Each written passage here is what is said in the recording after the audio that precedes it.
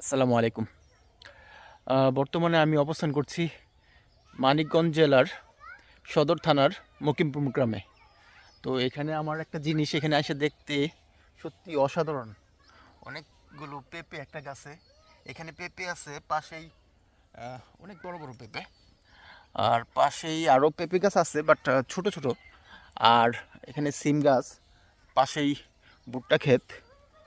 আর এখানে লাউ গাছ ছিল, এখন লাউ গাছ, তারপরে বরবটি।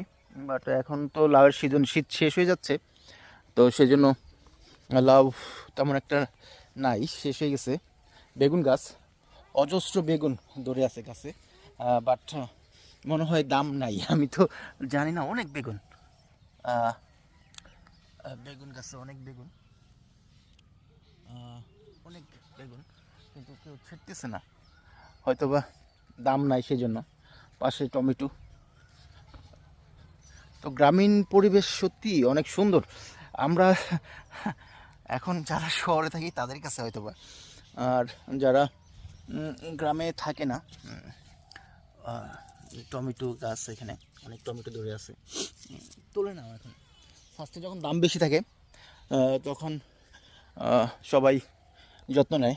আমরাও যেরকম ইয়ং বয়সে সবার যত্ন করি, তার কাছ থেকে কিছু পাওয়ার আশায়, সেরকমই যারা কৃষক ইয়ং যখন দাম বেশি থাকে তখন। বাট এখন কিন্তু অনেক বেগুন, অনেক বেগুন হয়ে আছে গাছে, বাট ওরা ওরকম তুলতেছে না, হয়তো বাজারে দাম নাই সেজন্য বেগুন পচে যাচ্ছে। তো সবাই যার যার স্বার্থের জন্য আমরা কাজ করি, স্বার্থ ফুরাই গেলে সব শেষ। তো ভালো থাকবেন সবাই, পাশে থাকবেন, আমার জন্য দোয়া করবেন, আমার ফ্যামিলির জন্য দোয়া করবেন, যাতে আপনাদেরকে ভালো কিছু উপহার দিতে পারি। আসসালামু আলাইকুম, ভালো থাকা হয় যেন।